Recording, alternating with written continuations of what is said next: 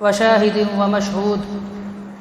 وقال الله عز وجل والفجر وليال عشر. محترم سامعین کرام،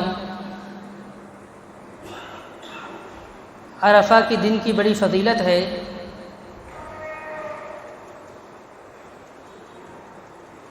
حضرت ابو ہریرہ، حضرت علی بن ابی طالب اور ابو قتادہ رحمۃ اللہ علیہ، ان تینوں سے تفسیر طبری میں منقول ہے کہ وشاہد ومشہود، شاہد اس کا معنی ہے قسم ہے حاضر ہونے والی کی، ومشہود اور جس کے پاس حاضر کیے جائیں گے۔ تو فرماتے ہیں کہ شاہد سے مراد جمعے کا دن ہے، مشہود سے مراد یوم عرفہ کا دن ہے۔ یوم عرفہ کی بڑی فضیلت ہے۔ اللہ تبارک و تعالی نے جمعے کے دن کی قسم کھائی ہے، اللہ تبارک و تعالی نے یوم عرفہ کی قسم کھائی ہے۔ صحیح بخاری کے اندر واقعہ موجود ہے، ایک یہودی جناب عمر بن خطاب رضی اللہ عنہ کے پاس آیا اور کہنے لگا، جس آیات کو تم پڑھتے ہو، اگر یہ آیات ہم پر نازل ہوتی تو ہم اس دن کو عید مناتے۔ کہا کون سی آیات، کس آیات کی تم بات کر رہے ہو؟ تو انہوں نے بتایا الیوم اکملت لکم دینکم واتممت علیکم نعمتی ورضیت لکم الاسلام دینا۔ حضرت عمر بن خطاب رضی اللہ عنہ کہنے لگے، یہ آیات جس دن نازل ہوئی ہے ہم اس دن سے بھی واقف ہیں، اور جس مقام پر نازل ہوئی ہے اس مقام سے بھی ہم واقف ہیں۔ فرمایا کہ یہ آیات جمعے کے دن نازل ہوئی اور آپ میدان عرفات میں تھے۔ تو معلوم ہوا دین کی جو تکمیل ہوئی ہے، دین کی تکمیل اور اللہ تبارک و تعالی کا اپنے نعمتوں کا تمام کرنا، اس کا تعلق بھی یوم عرفہ سے ہے۔ اور عرفہ کی بڑی فضیلت ہے۔ عبداللہ ابن عباس رضی اللہ عنہما کا قول ہے جامع ترمذی کے اندر کہ عبداللہ ابن عباس رضی اللہ عنہما فرماتے ہیں کہ یہ جو عرفہ کا دن ہے اور جمعے کا دن، کہتے ہیں اللہ تبارک و تعالی نے دو عید کے دنوں میں اس آیات کریمہ کو نازل کی ہے، الیوم اکملت لکم دینکم واتممت علیکم نعمتی۔ کہا اس لیے ایک تو جمعے کا دن تھا، پھر عرفہ کا دن تھا۔ جمعہ بھی عید ہے اور عرفہ بھی عید ہے۔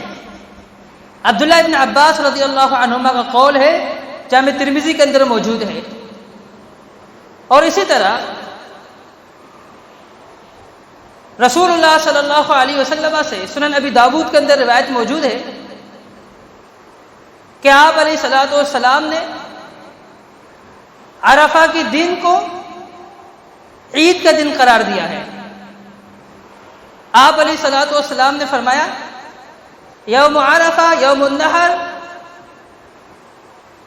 و ایام التشریق، فرمایا یوم عرفہ اور یوم النحر اور ایام التشریق یہ عید کے دن ہیں، یہ ہمارے عید کے دن ہے۔ یوم عرفہ کو بھی عید کا دن قرار دیا ہے، یہ اس اعتبار سے کیونکہ یہ بہت بڑا دن ہے، یہ بہت بڑا دن ہے، اور اسی وجہ سے حج کا جو رکن اعظم ہے وہ اسی دن کو ادا ہوتا ہے، اس کی ادائی بھی اسی دن ہوتی ہے۔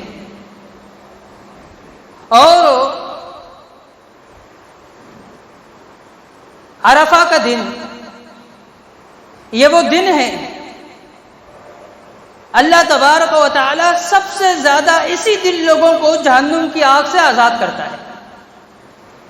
کسی دن بھی اتنی بڑی تعداد میں لوگ جہنم کی آگ سے آزاد نہیں ہوتے جس قدر لوگ یوم عرفہ کو جہنم کی آگ سے آزاد ہوتے ہیں۔ اور یہ وہ دن ہے، جامع ترمذی کے اندر حدیث موجود ہے کہ اس دن کی دعا سب سے بہترین دعا ہے۔ خیر الدعاء دعاء یوم عرفہ، فرمایا کہ عرفہ کی دن کی دعا سب سے بہترین دعا ہے، سب سے بہترین دعا جو بندہ جتنے بھی ایام میں کرتا ہے، سب سے بہترین دعا عرفہ کے دن کی دعا ہے۔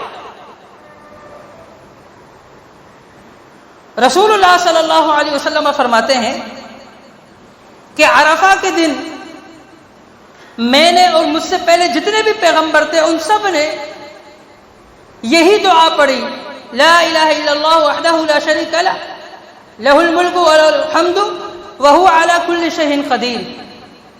کہتے ہیں کہ میں اور مجھ سے پہلے جتنے بھی پیغمبر تھے ہم سب نے یہ دعا پڑھی ہے۔ تو میدان عرفات میں عرفہ کے دن اس دعا کو کثرت سے پڑھنا، اس کی بڑی فضیلت ہے۔ اور یوم عرفہ یہ وہ دن ہے جس دن اللہ تبارک و تعالی نے آدم علیہ السلام کی اولادوں سے عہد لیا تھا، الست بربکم، کہ کیا میں تمہارا رب نہیں ہوں؟ سب نے کہا بلا، کیوں نہیں، تو ہی ہمارا رب ہے۔ تو وہ یوم عرفہ کا ہی دن تھا، اور اس دن کی روزے کی بڑی فضیلت ہے۔ رسول اللہ صلی اللہ علیہ وسلم نے فرمایا صیام یوم عرفہ، فرمایا عرفہ کے دن کا جو روزہ ہے، احتسب علی اللہ، میں اللہ سے امید رکھتا ہوں کہ اللہ تبارک و تعالی اس دن کے روزے کی وجہ سے 2 سال کے گناہ معاف کرے گا، ایک وہ جو گزر گیا ہے، ایک وہ جو آنے والا ہے۔ اور ہاں، یہ ان لوگوں کے متعلق ہے جو اگلے سال بھی زندہ ہے، گناہ کریں گے ان کے گناہ اللہ معاف کرے گا۔ لیکن ایک بندہ زندہ نہیں رہتا تو اللہ تبارک و تعالی قادر ہے، اللہ اپنے وعدوں کو پورا کرنے والا ہے، اللہ اس کے ماضی کے 2 سال گناہ معاف کر دے گا، ماضی کے 2 سال کے گناہ معاف کر دے گا۔ لیکن ہمیں خواہ مخواہ کے سوال نہیں اٹھانا چاہیے، جو ہمیں بتا دیا گیا، جو ہمیں بتایا، ہمیں بس اس پر ایمان رکھنا چاہیے، یقین رکھنا چاہیے۔ خواہ مخواہ کے سوال اپنے ذہن سے نکالنا اس کی ضرورت نہیں ہے۔ ظاہر ہے جو زندہ رہے گا اس کے لیے اگلے سال ہے، جو زندہ نہیں رہے گا تو اس کے اللہ تعالیٰ پچھلے 2 سال کے گناہ معاف کر دے گا۔ اللہ تبارک و تعالیٰ تو بڑا غفور الرحیم ہے، وہ اپنے وعدے کی مخالفت نہیں کرتا۔ تو عرفہ کے دن کی بڑی فضیلت ہے، اس دن زیادہ سے زیادہ دعا کی جائے، اس دن زیادہ سے زیادہ لا الہ الا اللہ وحدہ لا شریک لہ لہ الملک ولہ الحمد وہو علی کل شیء قدیر، اس دعا کو کثرت سے پڑھا جائے، اور اس دن زیادہ سے زیادہ اپنے گناہوں کی بخشش کروایا جائے، کیونکہ یہ وہ دن ہے جس دن اللہ تبارک و تعالی سب سے زیادہ لوگوں کو جہنم کی آگ سے آزاد فرما دیتا ہے۔ اپنے آپ کو جہنم کی آگ سے آزاد کروانے کی جستجو کیجئے، محنت کیجئے، دعا کیجئے، روزہ رکھیے، صبح و شام پورا دن محنت کرے، کسی نہ کسی طریقے سے اپنے گناہوں کا ازالہ کروائے، اپنے گناہوں کی بخشش کروائے۔ یہ بہت بڑا دن ہے۔ اور اسی طرح یہ جو ذو الحجہ کے پہلے 10 دن ہیں، ان 10 دنوں کی بڑی فضیلت ہے۔ رسول اللہ صلی اللہ علیہ وسلم نے فرمایا کہ کسی کا عمل اس دن کے عمل کرنے والے سے زیادہ نہیں ہو سکتا۔ صحابہ کرام مجاہدین تھے، اور جب کوئی بھی بات ہوتی تھی تو جہاد کے متعلق وہ فوراً سوال پوچھتے تھے، کہنے لگے ومل جہاد یا رسول اللہ، کیا جہاد بھی نہیں؟ کہا نہیں، سوائے اس شخص کے جو اپنے مال اور جان دونوں کی بازی لگا لے اور واپسی کسی چیز کی بھی نہ ہو، مال بھی وہاں خرچ ہو جائے، جان بھی اس کی چلی جائے۔ فرمایا اس شخص کا عمل اس دن کے عمل کرنے والے سے زیادہ افضل ہو سکتا ہے، اس کے علاوہ کسی کا عمل اس دن کے عمل کرنے والے سے زیادہ افضل نہیں ہو سکتا۔ یہ 10 دن ان کی بڑی فضیلت ہے، اور ان 10 دنوں میں بھی سب سے بڑا جو دن ہے وہ کون سا دن ہے؟ رسول اللہ صلی اللہ علیہ وسلم نے فرمایا کہ ان 10 دنوں میں بھی سب سے بڑا افضل ترین دن جو ہے وہ یوم النحر کا دن ہے۔ فرمایا ثم القر، پھر اس کے بعد دوسرے عشرے میں جو پہلا دن ہوتا ہے اسے قر کہا جاتا ہے۔ قر مطلب عید کا دوسرا دن، اور دوسرے عشرے کا پہلا دن۔ 11 تاریخ جب ہو جاتی ہے دوسرا عشرہ شروع ہو جاتا ہے، دوسرے عشرے کا پہلا دن ہے، عید کا دوسرا دن ہے۔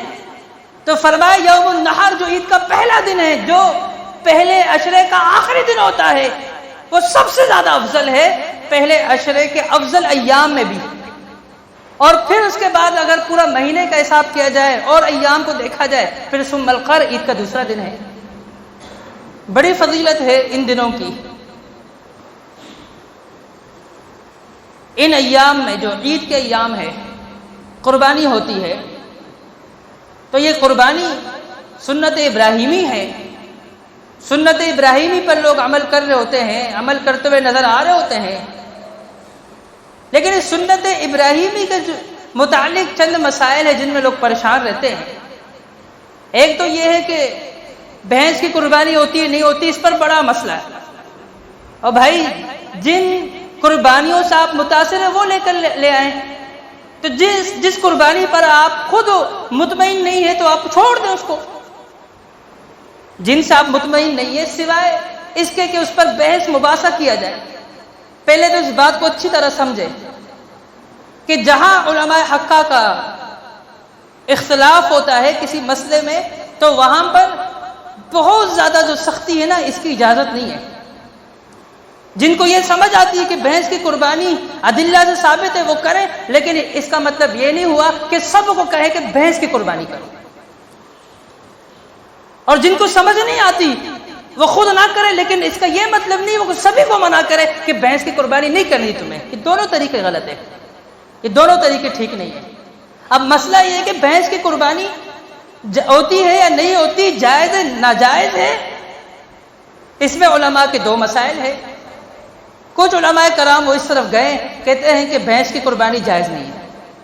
دلیل کیا ہے ان کی؟ وہ کہتے ہیں کہ اللہ تعالیٰ نے 8 جانور جس میں مذکر اور مونس ملا کر 8 کا جو تذکرہ کیا، اونٹ مذکر مونس، اور اسی طریقے سے گائے مذکر مونس 4 ہو گئے، اسی طرح بکری مذکر مونس۔ فرمایا جو اللہ تبارک و تعالیٰ نے جو 4 ان کے مونس کو ملا کر 8 کا تذکرہ کیا، فرمایا ثمانیۃ ازواج کہتے ہیں اس میں بھینس شامل نہیں ہے۔ یہ ان کی سب سے بڑی دلیل ہے کہ ان بہیمۃ الانعام میں جو قربانی ہوتی ہے اس میں بھینس شامل نہیں ہے، لیکن یہ بات غلط ہے، کیونکہ یہ جو سورہ انعام کی آیت ہے جہاں اللہ تبارک و تعالیٰ نے نر اور مادہ کو ملا کر 8 جانوروں کا تذکرہ کیا، تو اس کا تعلق قربانی سے ہے ہی نہیں، اس کا تعلق قربانی سے ہی نہیں ہے۔ یہ تو آپ سورہ انعام اٹھا کر دیکھیں، آپ کو پتہ چلے گا کہ ان آیات کریمہ کا تعلق تو ان سے ہے کہ وہ مشرکین مکہ نے اپنی طرف سے بہت سارے جانوروں کو اپنے اوپر حرام کر لیا تھا، اور بہت سارے جانوروں کو اپنے مردوں کے لیے مختص کر لیا تھا، عورتوں کے لیے منع کر لیا تھا۔ اللہ تبارک و تعالی نے ان احکامات کو بیان کرتے ہوئے یہاں پر بیان کیا 8 قسم کے جانوروں کا، اس کا قربانی سے کوئی تعلق نہیں ہے۔ اور دوسری ان کی دلیل کیا ہے؟ دوسری دلیل یہ ہے، وہ کہتے ہیں کہ رسول اللہ صلی اللہ علیہ وسلم نے بھینس کی قربانی نہیں کی، صحابہ کرام سے ثابت نہیں ہے۔ آپ کو میں نے بتا دی جس آیات سے بہیمۃ الانعام لے رہے ہو، اس آیات کریمہ سے حق اور سچ کی بات کی جائے، آپ اٹھا کر دیکھ لیں، مفسرین کا اقوال اٹھا کر دیکھ لیں، قربانی کا چیپٹر نہیں ہے وہ۔ قربانی کا چیپٹر سورہ حج کے اندر موجود ہے، آیت نمبر 28 میں۔ وہاں اللہ تبارک و تعالیٰ نے کیا فرمایا؟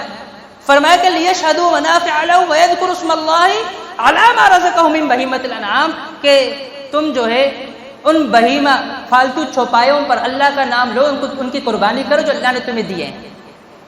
اب بہیمۃ الانعام فالتو چوپائے، اب اس میں بھینس کو الگ کرنا اس کی کوئی دلیل نہیں ہے، اس کی کوئی دلیل نہیں۔ جہاں پر اس کو قیاس کیا جائے، جس آیت سے فٹ کیا جائے، اس آیت سے اس کا کوئی تعلق ہی نہیں ہے۔ اور دوسری بات، امام احمد بن حنبل رحمۃ اللہ علیہ سے یہ مسئلہ پوچھا گیا کہا کہ یہ جو جاموس ہے بھینس ہے اس کی قربانی کے متعلق آپ کا کیا حکم ہے؟ کہنے لگے کہ لا ارا اختلافاً، کہنے لگا میں اس بارے میں کسی بھی عالم کا اختلاف نہیں پاتا۔ کیا مطلب ہے؟ یعنی 150 سال تک بھینس کی قربانی میں کوئی اختلاف نہیں تھا۔ 150 سال، پونے 200 سال جب احمد بن حنبل رحمۃ اللہ علیہ زندہ تھے، ان کے دور سے، ان کے قول سے یہ بات معلوم ہوتی ہے کہ کوئی اختلاف نہیں تھا کہ اس کی قربانی نہیں ہوتی یا ہوتی ہے، اس میں کوئی اختلاف ہی نہیں تھا، قربانی بھینس کی ہوتی تھی، کوئی اختلاف اس میں ان کو نظر نہیں آتا تھا۔ احمد بن حنبل رحمۃ اللہ علیہ کا قول ہے۔ پھر کچھ لوگ یہ کہتے ہیں کہ دیکھیں بھینس کی قربانی وہ قیاس سے ثابت ہے، وہ جو ہے نص سے ثابت نہیں، بھئی نص سے ثابت ہے۔ البقر، بقر اتفاق ہے نا کہ بقر گائے کو کہتے ہیں اور گائے کی قربانی ہوتی ہے۔ پھر آپ کہتے ہیں کہ گائے کی جو دوسرے ہوتی ہے آسٹریلین گائے کا، ہم آپ سے سوال کرتے ہیں، آپ کہتے ہو نہیں وہ اسی کے اقسام میں۔ ہم آپ سے کہتے ہیں چولستان کی گائے میں جو فرق ہے اس کا کیا حکم ہے؟ آپ کہیں گے اسی کے اقسام میں سے۔ ہم کہیں گے پھر یہ بھی اس کے اقسام میں سے، کہتے ہیں نہیں، اس لیے کہ وہ تو گائے کا اس پر اطلاق ہوتا ہے، بقر کا ہوتا ہے، اس پر نہیں ہوتا کیونکہ جاموس آتا ہے اس کے لیے لفظ۔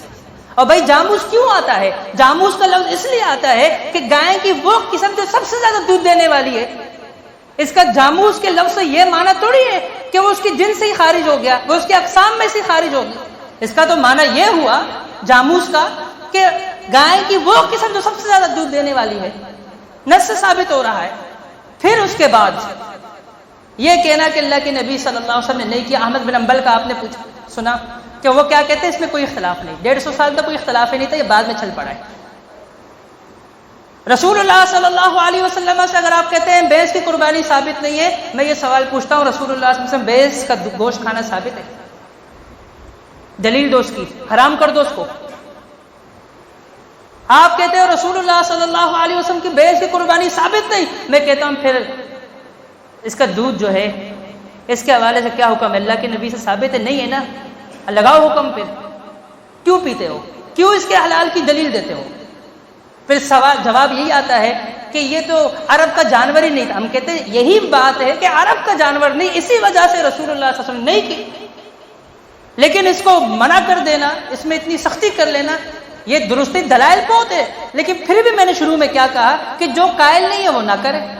وہ بہتر ہے کہ شک و شبہات میں جن کو اتنی سمجھ نہیں ہے، اتنے جو ہے دلائل میں وہ سمجھنے میں مہارت نہیں، ان لوگوں کو نہیں سمجھ پا رہے، نہ کرے۔ وہ انہی جانوروں کا انتخاب کرے جن سے وہ مطمئن ہے، جن کو سمجھ آ رہی ہے ان کو کرنے دو، جن کو سمجھ آ رہی ہے ضروری نہیں کہ وہ سب کو کہیں کہ یہی کرو تاکہ سب کو پتہ چل جائے کہ یہ ثابت ہے، یہ بھی غلط طریقہ ہے۔ جواز کی بات ہے، کر سکتے ہیں جو کرے، اور جو منع کرتے ہیں اگر ان کو نہیں سمجھ آتی کوئی مسئلہ نہیں، اختلافی مسئلہ ہے۔ اور اسی طریقے سے میت کی طرف سے قربانی، میت کی طرف سے قربانی کے حوالے سے جو جامع ترمذی کی روایت ہے حضرت علی والی، سند کے اندر ابو الحسن راوی مجہول ہے، اور بھی مسئلہ اس سند کے اندر، بہرحال وہ روایت ضعیف ہے۔ اور جن روایت سے دلیل لی جاتی ہے مسلم کی، ابو داؤد کی، کہ اللہ کے نبی قربانی کرتے وقت انہوں نے کہا کہ اے اللہ یہ میری طرف سے، میری امت کے ان لوگوں کی طرف سے جنہوں نے قربانی نہیں کی۔ کہتے ہیں جنہوں نے قربانی نہیں کی تو مردے بھی تو نہیں کرتے، مردے بھی شامل ہے، زبردستی ان کو شامل کرنا ہے، مردے تو مکلف ہی نہیں ہوئے۔ تو صحیح بات یہ ہے کہ مردے کی طرف سے قربانی نہیں ہے، مردے کی طرف سے صدقہ کیا جا سکتا ہے۔ قربانی کی کوئی صحیح دلیل موجود نہیں ہے، اگرچہ کچھ علماء کرام نے اس کو ثابت کرنے کی زبردستی کوشش کی ہے، لیکن صحیح بات یہ ہے، عبد المنان نور پوری رحمۃ اللہ علیہ بڑے بزرگ عالم دین اور بہت بڑے محقق عالم دین گزرے ہیں، انہوں نے بھی اپنے احکام و مسائل جلد نمبر 2 کے اندر ذکر کیا ہے، کہنے لگے سب باتیں جو ہے نا بیکار کی ہے، صحیح بات یہ کوئی نص نہیں ملتی، زبردستی کا جو ہے استدلال کیا جا رہا ہے۔ تو میت کی طرف سے صدقہ جو ہے ہوتا ہے، قربانی نہیں ہوتی۔ وقت مکمل ہو چکا۔